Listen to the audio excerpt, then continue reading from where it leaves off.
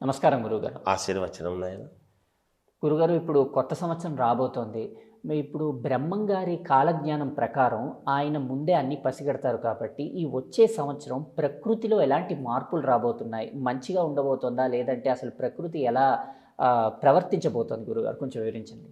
శ్రీ మహాగణాధిపతయ నమ. ఐం మహాసరస్వత్యే నమ. శ్రీ లలితాంబికాదేవియే నమ.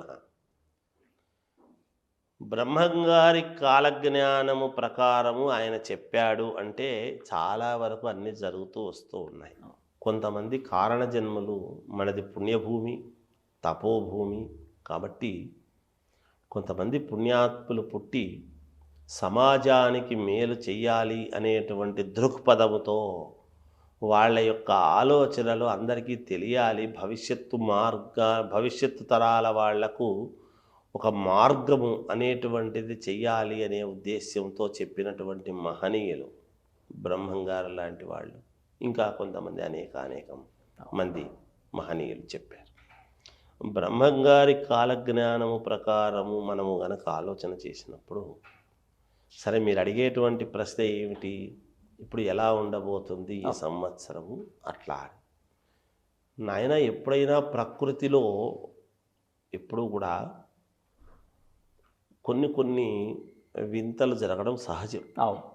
అలా ఈ సంవత్సరము కూడా ప్రకృతి వలన చిన్నపాటి ఇబ్బంది అనేటువంటిది రావచ్చు. వర్షాలు ఏమిటి, ఇంకొకటి ఏమిటి, పంటలు ఎలా ఉంటాయని అంతా కూడా మనం ఉగాది పండుగ నాడు మనం తెలుసుకుంటాం. కానీ ఏది ఏమైనా సమపాళ్లుగా తీసుకోవటం అనేటువంటిది మనకు ఆనవాయితీ మొదటి నుంచి కూడా. దాన్ని ఎవరేం తప్పించేది ఏమి కాదు. చిన్నపాటి కొంత ఒడిదుడుకులు అనేటువంటివి అయితే ఉంటాయి. ప్రకృతిలో చిన్న ఇబ్బందులు కలగటం అనేటువంటిది, తద్వారా మానవాళికి కొంత ఇబ్బంది కలగటం అనేటువంటిది సూచనప్రాయంగా తెలుస్తూ ఉన్నది.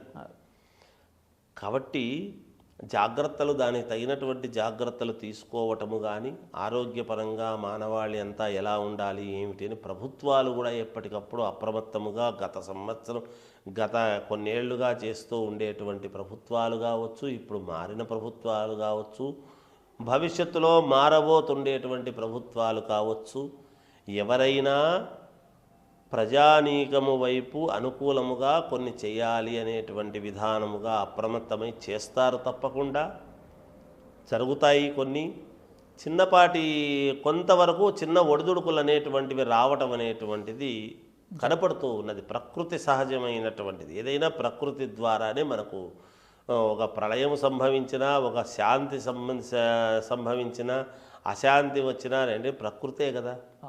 ప్రకృతి మనకు అనుకూలించాలి కదా. మనశ్శాంతి కావాలంటే ప్రకృతి ప్రసాదించాలి. ప్రళయాలు అవి ఇబ్బందులు కలుగుతున్నాయంటే ప్రకృతి వల్లనే.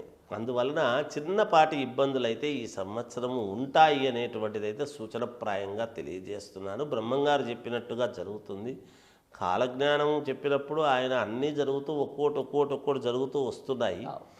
ఈ సంవత్సరం కూడా ఆయన ఏదైతే చెప్పారో అవి కొంచెము అటు ఇటు జరిగే అవకాశాలు ఉన్నాయి అనేది తెలియజేస్తున్నాను. ముఖ్యంగా మిగతాటివన్నీ కూడా మనం ఉగాది పండుగ నాడు పూర్తి కులంకుశంగా యథావిధిగా పూర్తిగా అరటిపండు వలిచినట్టుగా మనం అన్నీ కూడా మాట్లాడుకోవచ్చును.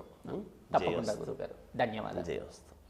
అంతుచిక్కని రహస్యాలు, మరెన్నో మనకి తెలియని పురాతన కట్టడాలు, వాటి వెనక దాగిన నిజాలు, పూర్వీకుల ఆచారాలు, మరెన్నో మూఢ విశ్వాసాలు, ఇలా కాలగర్భంలో కలిసిపోతున్న రహస్యాల కొరకు సబ్స్క్రైబ్ చేయండి రహస్యవాణి ఛానల్.